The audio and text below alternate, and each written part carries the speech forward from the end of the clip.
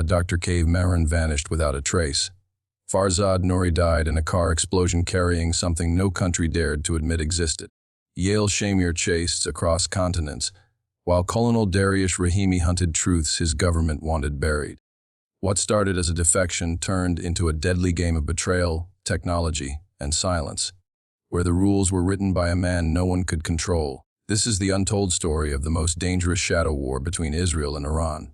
In 2015, the city of Tehran moved with its usual hum, traffic blaring, shopkeepers shouting over the noise, and government buildings cloaked in silence. Yet something shifted in the classified corridors of the Atomic Energy Organization of Iran. A name disappeared from every internal roster. A man erased without warning or ceremony. Dr. Cave Marin, a nuclear physicist known not only for his intellect, but for his deep loyalty to the Iranian regime, had vanished. His last sighting was recorded by a parking garage camera in Natanz, just after dusk. He exited the facility, briefcase in hand, and got into his government-issued sedan. He never arrived home. The disappearance wasn't immediately treated as an emergency. In Iran's tightly controlled scientific and military circles, movement was common without explanation. Scientists were often relocated, transferred, or hidden for security. But something felt different. Internal messages bounced between encrypted channels. When two of Dr. Marin's closest colleagues asked about him, they were swiftly reassigned to separate cities. One of them, a data analyst named Sharifi, reportedly had a breakdown within days of the change. Still, the official word was simple: Dr. Marin is on reassignment for a classified mission. But miles away, across the Mediterranean in Tel Aviv, another story unfolded. Inside a nondescript building near Herzliya, Mossad's clandestine unit known as the Sixth Frame celebrated the quiet success of a mission 2 years in the making. Operation Silent Ember had not only succeeded, they had done so without a trace. Dr. Cave Marin was now under Israeli protection, relocated to a secure compound far from public eyes. For Mossad, this wasn't just an intelligence victory. It was a strategic masterpiece. Dr. Marin wasn't kidnapped. He wasn't threatened. He was turned. Long before his disappearance, Mossad had identified Marin as a potential defector. His professional accomplishments were impressive. He had led multiple uranium enrichment projects and was rumored to be part of a parallel weapons program no one dared admit existed. But what caught Mossad's attention wasn't just his intellect. It was a brief, encrypted message intercepted in 2013 from a device believed to belong to Marin, asking one question: what is freedom worth if you're locked in a lab?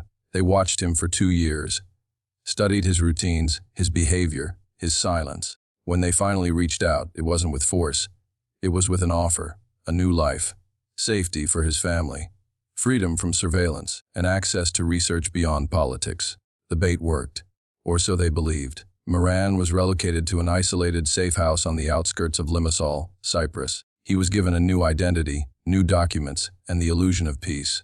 He provided Israel with blueprints, code names, lists of shadow scientists, and ghost facilities. The files he handed over were enough to paralyze Iran's nuclear progress for at least 5 years. Yet, despite his cooperation, something in his behavior never settled. He didn't ask for money. He never requested to see his family. He rarely spoke at all. Inside the safe house, he spent his nights writing on scrap paper, drawing designs, and burning them the next morning. He refused a laptop, refused external communication. Mossad handlers assumed he was traumatized, mentally shaken by the defection. But the truth was more complex. Dr. Marin hadn't defected to serve another flag. He had his own plans, and they had started long before Mossad arrived. Unknown to his handlers, Marin had not come empty-handed. Hidden deep within a secret pocket of his briefcase, a compartment Mossad's search team had overlooked, was a flash drive. It wasn't labeled. It didn't contain missile designs or enrichment protocols. Instead, it held fragments of something different: a prototype, a concept model, a portable isotope destabilizer, something Marin had designed in secret, outside the knowledge of his superiors. A device that could, in theory, render nuclear warheads useless in a 10-mile radius. He hadn't just defected with knowledge. He had brought leverage. The files were encrypted under a dead man's switch, set to upload to the dark web if Marin was killed or captured. And although Israel believed it had won a battle in the long war of espionage, it had unknowingly let a new player into the global game. one it couldn't control. Meanwhile, in Tehran, suspicions grew. The internal narrative of reassignment began to collapse when a military Lotusan unusual data access logs days before Mehran's disappearance. Private satellite footage was requested. A blacked-out vehicle was spotted on the road to Isfahan, later found abandoned near the border with Azerbaijan. The pieces didn't fit any official operation, but one conclusion became clear to the RGC: Dr. KV Mehran had not been reassigned. He had betrayed them. The hunt began, quietly, without public announcements or internal memos. They activated sleeper agents, ordered shadow monitoring across embassies, and deployed their most resourceful fixer, someone who would not rest until Mehran was found. But by then, the man they were looking for was already 5 moves ahead. Farzad Nouri wasn't the kind of man who stood out. Average height, dark eyes, and a forgettable face that made him perfect for the job he was chosen for.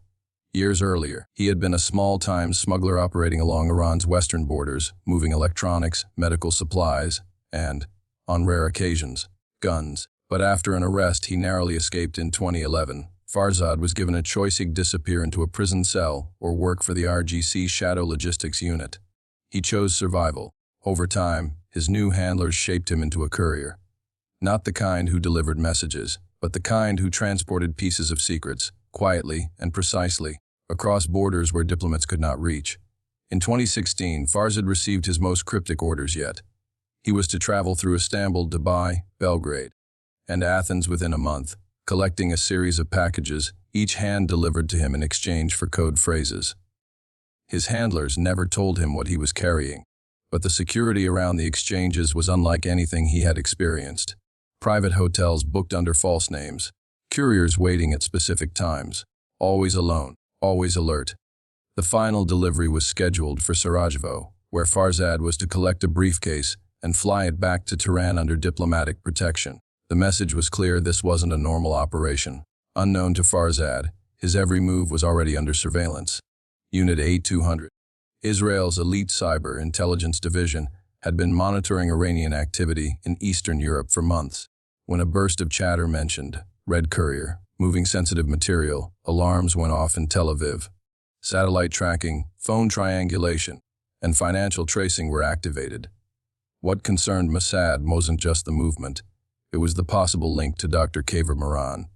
Despite being in their custody, Mehran had grown increasingly detached in Cyprus. His behavior became erratic, his bodyguards reported unusual activity, and whispers began about encrypted messages leaving the safe house. Then came the clue that confirmed their fears: an intercepted audio fragment in Istanbul.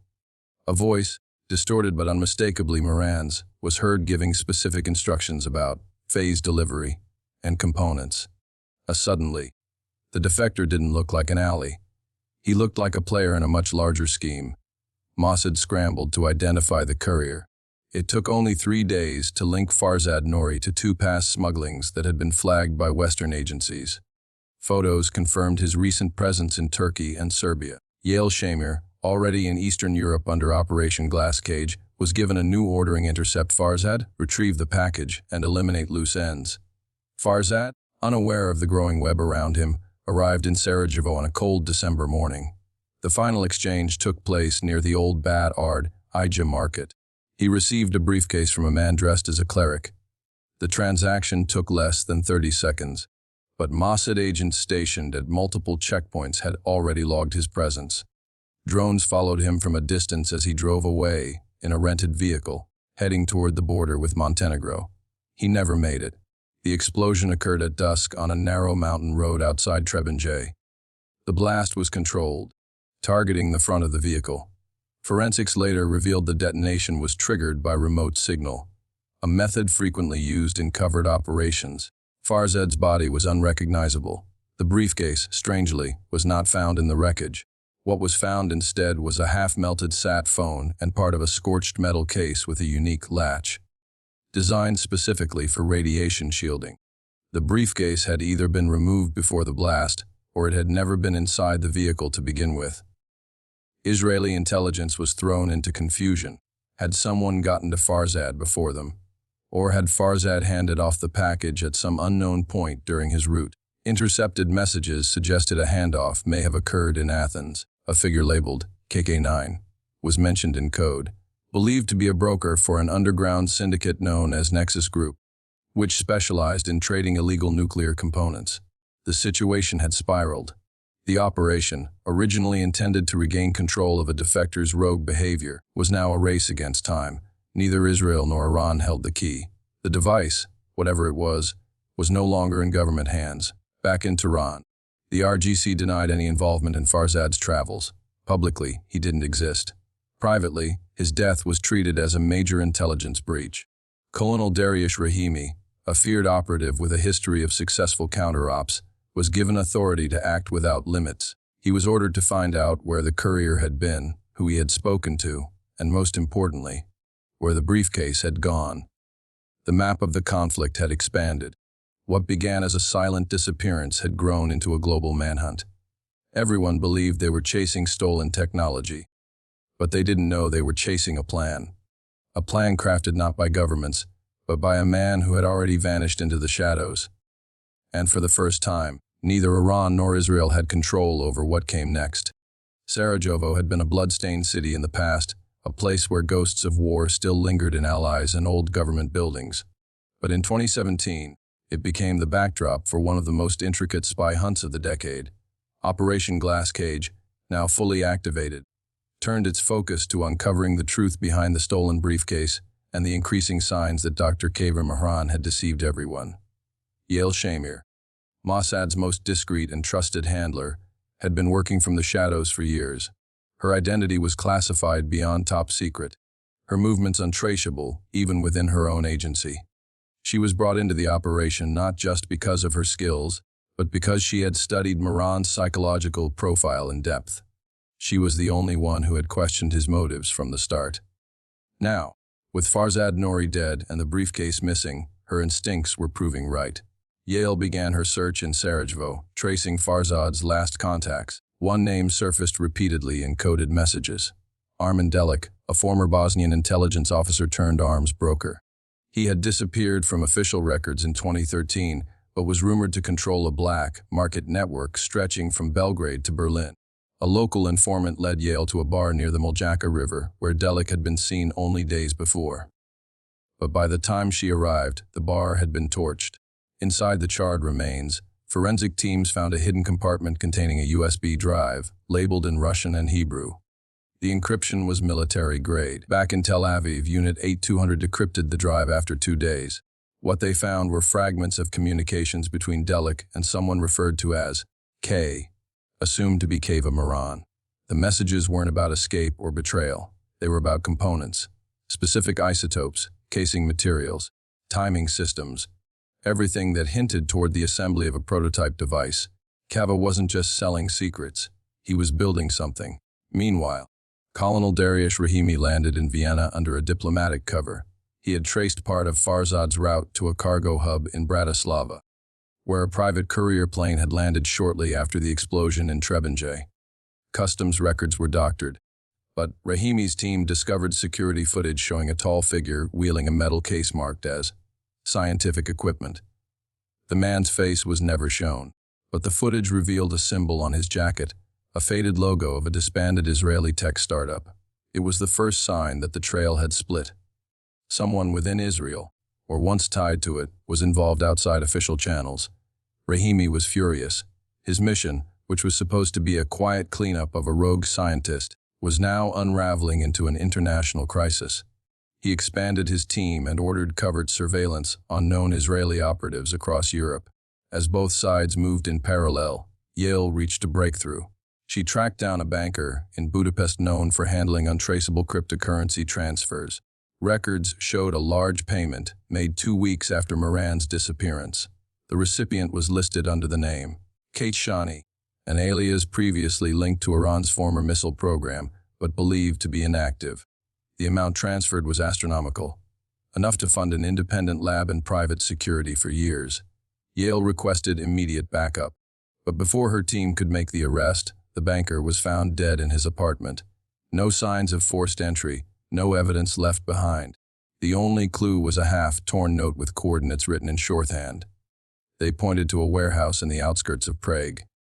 When Yael arrived, she found the location already compromised.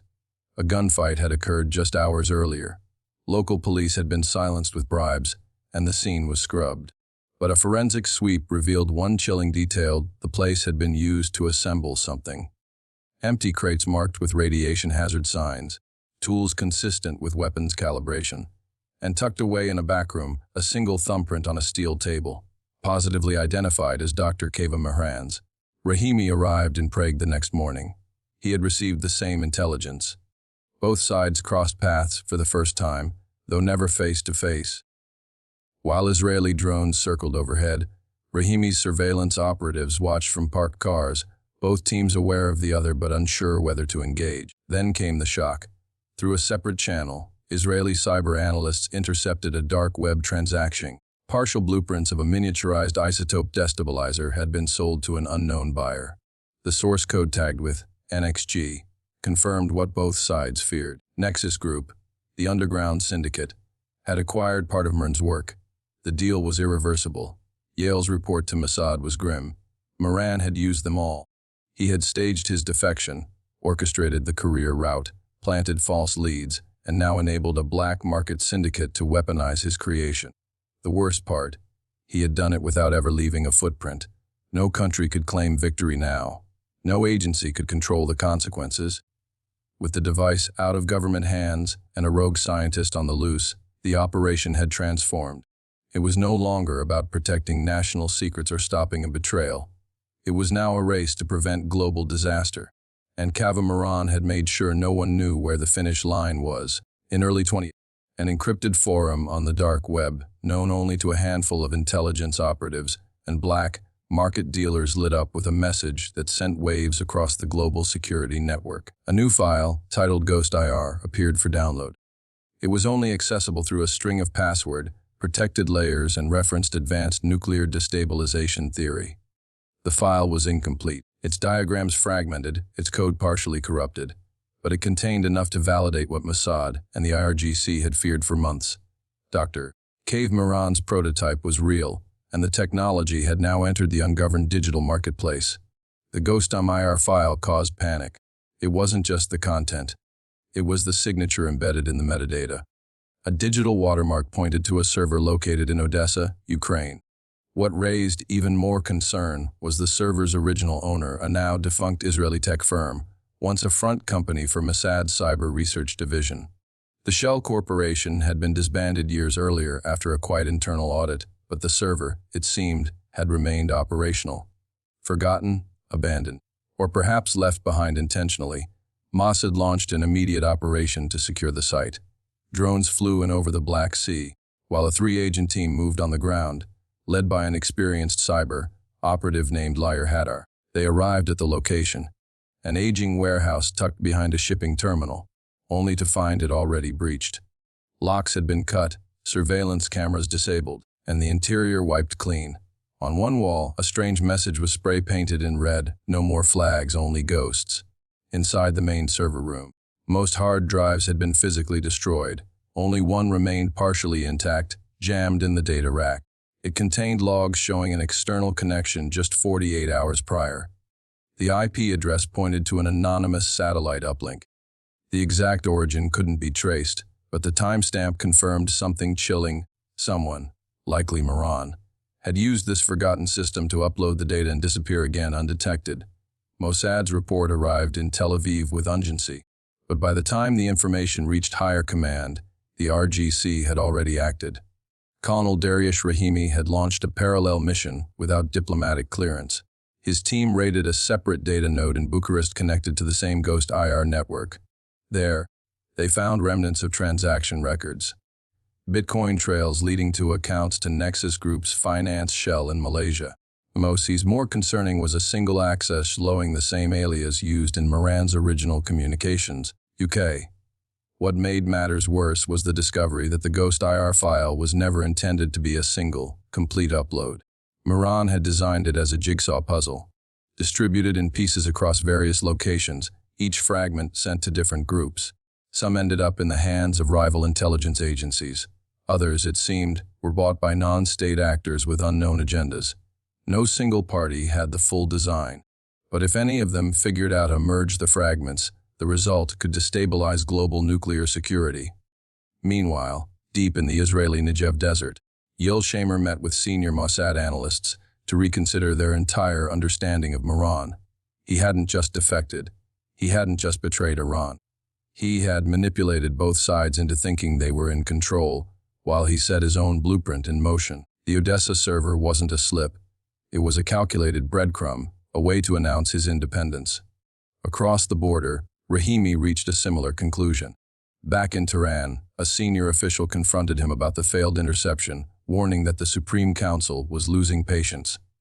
Rahimi, however, knew punishment wouldn't solve the crisis. Mehran had become more than a rogue scientist. He was now a digital myth, someone who didn't play by rules or recognize borders. Then came a second upload. This time, it wasn't a file but a video. It was barely 40 seconds long, sent to both Mossad and the IRGC through a shared NATO leak channel.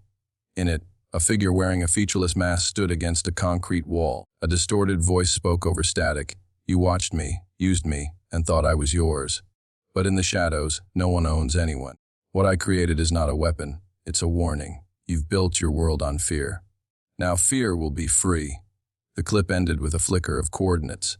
When decoded, they pointed to a remote region in the Arctic Circle. Mossad scrambled reconnaissance flights. Satellites repositioned. But when they arrived, there was nothing. No base, no heat signature, no movement. Only ice and silence. The location was symbolic, another misdirection. Mehran wasn't leaving clues to be caught. He was proving a point. That control, in the world of espionage and power, was an illusion. The game had changed. Nations that once operated with impunity now found themselves outpaced by a single man who had abandoned allegiances. The Ghostmeyer file, incomplete but deadly, remained scattered in the digital wild. And while Israel and Iran strengthened their cyber defenses and hunted shadows, Mehran vanished again, this time not as a defector or a rogue scientist, but as something more dangerous, an idea. In early 2019, the security forces at an international nuclear summit in Vienna received an anonymous tip just hours before the event's opening. The message, sent through a disposable encrypted server in Norway, claimed that a device with destabilizing capabilities had been smuggled into the venue. The email was short, direct, and signed off with a single letter, K. The message set off a chain reaction. Within 20 minutes, the Austrian Federal Police evacuated the conference hall under the guise of a technical emergency. Bomb squads and radiation experts swept the building from top to bottom. No device was found, no anomalies, no breach. Yet the fear had done its job. Delegates left the summit rattled, some refusing to return. The world's top nuclear experts had been reminded that even the threat of chaos could hold power equal to any weapon. Mossad received the forwarded alert from their Austrian counterparts with one chilling detail. The origin of the threat was not traceable to any of Mehran's known locations. The server had been bounced across 12 countries. Whoever sent the message had technological skills beyond even their elite cyber units. That was when Yael Shamer, now working as the lead on Project K, knew without doubt, Mehran hadn't just disappeared. He had ascended into a new role, one where he didn't need to be present to be dangerous. Days later, a sealed envelope arrived at Mossad's international office in Brussels. No stamps, no markings. Just a white slip of paper with a handwritten note. It reading, "You tried to use me. They tried to control me. Now both of you are irrelevant. Power doesn't belong to nations anymore. It belongs to those who know how to hide it." Yoke attached was a small GPS coordinate, pointing to a patch of white nothingness deep within the Arctic Circle. Within hours, satellite scans were dispatched. Mossad deployed a team.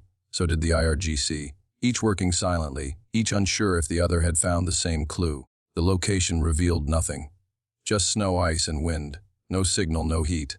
Mossad's drones circled for days but picked up no electromagnetic signature, no evidence of human presence. But the silence itself was a message. Mehran wasn't sending them on wild goose chases for fun. He was reminding them that he was beyond their reach, that their power was limited by borders, budgets, and bureaucracy. His wasn't. While the two nations continued to chase shadows, Nexus Group quietly re-emerged in intelligence reports. An intercepted communication revealed that multiple entities, some state-sponsored, some freelance, had begun assembling fragments of the Ghost IR file. It was now confirmed that at least two complete versions of the isotope destabilizer design existed in digital form. They were incomplete, faulty, even unstable, but in the wrong hands, even a corrupted prototype could be catastrophic. Back in Tehran, Colonel Dariush Rahimi presented his final report to the Supreme Council. His tone was controlled, but his conclusion was cleared. We no longer hunt a man. We hunt the consequences of our own creation. He had failed to bring Miran back. But what stung deeper was the realization that the IRGC's own ambition had played a part in creating this crisis. They had cornered a brilliant mind, underestimated his independence, and then lost control. Now, the scientist they once called a national asset had become their most elusive threat. In Tel Aviv, Yale stood before her own debriefing board. Her report was more personal. She explained that Miran had always shown signs of detachment, not from fear or ideology, but from structure itself. He didn't believe in nations, only in knowledge, and he had used everyone to preserve that belief. He had manipulated Iran into funding his prototype. He had manipulated Israel into protecting him. And then he had disappeared into a world where he answered to no one. Across global intelligence networks, the name Kav Miran became classified to the highest level. Governments refused to acknowledge his existence. His image was scrubbed from digital records. Media blackouts ensured his name never reached the public, but whispers remained. In private war rooms, intelligence officers still debated where he might be, whether he was alive, whether he had built more than one device. Some believed he had died, frozen somewhere in the Arctic. Others claimed he had defected again, this time to a private syndicate in Southeast Asia. But no one could say for certain. What everyone agreed on was this: the nature of warfare had changed. It no longer required armies or borders, just one brilliant mind, a fragmented file, and the will to disappear. Inside the intelligence community, Miran was no longer seen as a rogue agent or a missing scientist. He had become something far more dangerous, an idea, one that couldn't be captured, killed, or reasoned with. An idea that had proven a single person, operating in silence, could unbalance the entire world order. And that idea still lingered, unsolved, unclaimed, waiting